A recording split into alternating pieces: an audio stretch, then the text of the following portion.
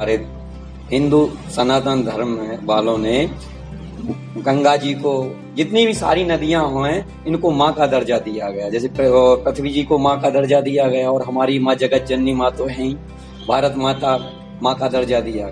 माँ अति पवित्र और पूजनीय है। जब हम छोटे होते हैं तो माँ हमारा निर्मल समझ लिए गंदगी दूर करती। इसी तरह से गंगा मैया है, क्षिप्रा माँ है, तो ये हमारी गंदगी दूर करती है।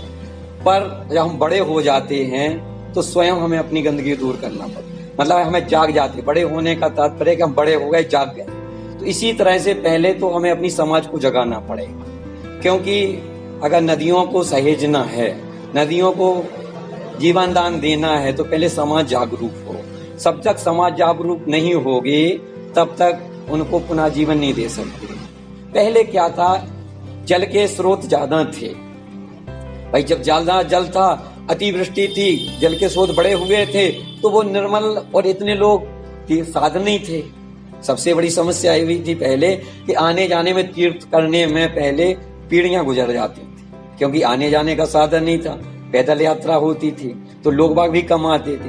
अब सरकारी सुविधा या मशीनरी युग कहा जाए इसको, कल पुर्जों का, अब तो साधन ज्यादा है, तो सब लोगों की इच्छा होती है कि हम भी तीर्थों में यात्रा करें, स्नान करें।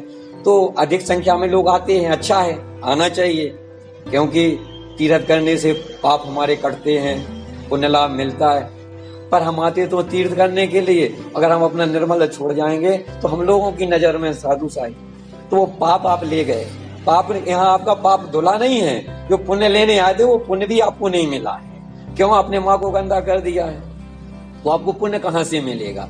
इसलिए हमारी सभी से ब्रह्म प्रार्थना है, हाथ जोड़ करके, कि आप लोग जो भी तीर्थ यात्रा करने आए, जहां से भी आए, जो भी पूजा पाठ करें, अनुष्ठान करें। हम तो पूजा कराई कि हमारा मंगल ग्रह शांत हो जाएगा, और मंगल ग्रह की पूजन में कितना हम वहां निर्मल छोड़ के आ गए। तो उस निर्मल की उचित व्यवस्था प्रशासन से भी अपील है, और श्रद्धालुओं से, और जो पंडित पुजारी हैं, आचार्य लोग हैं जो पूजा कराते हैं, हमारा तो यही निवेदन है कि इन तीनों लोगों से, क्योंकि यही तीनों लोग वहां रहते हैं परमानेंट। एक तो श्रद्धालु आते हैं, प्रशासन भी है, और जो पंडित पुजारी आचार्य हैं वो कर्मकांड कर रहे हैं। तो उस निर्मल की उचित व्यवस्था करें, जिससे माँ क्षिप्रा जी दूषित ना हो। और जैसे यहाँ उज्जैन में है कि निर्मल के लिए धन्वंतरी कॉलेज है, तो यहाँ वो फूलों का निर्मल लेते हैं, उससे अगरबत्तियां का जो भी बनाते हो, तो ऐसी योजनाएं भी चल रही हैं। तो उसमें हम अपना निर्मल जा करके वहां दे सकते, क्योंकि क्षिप्रा जी में इतना जल है नहीं, ऊपर से हम अपना निर्मल डालेंगे तो वो हमेशा दूषित रहेंगी, कभी वो शुद्ध नहीं हो सकती। और क्षिप्रा जी के किनारे जगह जगह जैसे ऐसे टैंक भी बन जाए, और जगह जगह जो जमीन पड़ी हुई है सरकार, उसमें वृक्षारोपण किया जाए। क्यों? जब वृक्ष ज्यादा लगेंगे, वृक्षारोपण ज्यादा होगा, तो उससे मानसून बनेगा, और मानसून बनेगा, मानसून नीचे से जल ऊपर ले जाएगा, ऊपर जल ले जाएगा, तो फिर क्योंकि अपने पास तो वहां ऊपर कोई रखता नहीं जल, तुरंत फिर नीचे छोड़ देंगे, वो जल ऊपर जाकर के फिर नीचे आ जाए। तो हमें जगह जगह वृक्षारोपण करना चाहिए। जमीन में तो जल उतरता है, जैसे जब वृक्ष हैं और वृक्षों पे जो पानी गिरेगा तो वो सीधा उसकी जड़ पकड़ के नीचे जाता है। इससे जो हमारा भू स्तर जो नीचा हो गया है, अगर हम ज्यादा वृक्षारोपण करेंगे तो भू स्तर उठता है, ऊंचे आएगा। जैसे अब जब ज्यादा वृक्ष लगाएंगे अपन और मानसून बनेंगे, कहने का मतलब मानसून का क्या है तात्पर्य, बादल बनती है ना, तो हम पवन से तो बनती है, पवन जगह जगह इनको ले जाते हैं, हवा बनती है वृक्षों से, और फिर पानी बरसेगा तो अपने आप भू स्तर बढ़ जाएगा, और वो पानी नदी में भी स्रोत अपने आप उत्पन्न हो जाएंगे। जो स्रोत पहले थे वो क्यों नष्ट हो गए? वृक्षों की कटान से हमने उसका दुरुपयोग किया जल का।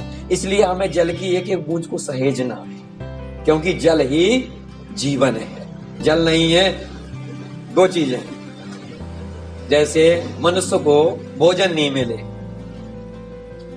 तो कोई मनुष्य 1 दिन 2 दिन 4 दिन, योगी लोग 10 दिन 15 दिन रह सकते हैं, थोड़ा भी मिल जाए तो अपना काम चल सकता है। और जल ना मिले तो 1-2 दिन भी रह सकते हैं, और वायु ना मिले तो 1 सेकंड रह सकते हैं। ऑक्सीजन ना मिले, वायु ना मिले तो तुरंत बोलती बंद हो जाएगी। तो इसीलिए वृक्ष नहीं होंगे तो वायु कहां से मिलेगी? बड़ी बड़ी वृक्ष, मूल तो वृक्ष ही हैं, जब हम वृक्ष लगाएंगे, वृक्षों का संरक्षण करेंगे, उनका वृक्षों को अच्छी तरह से रखेंगे, रोपेंगे, फिर संरक्षण करेंगे, उनको जो बड़े हो जाए, परिपक्व हो जाए, वृक्ष को भी देव कहा गया, उसमें भी जीवन है।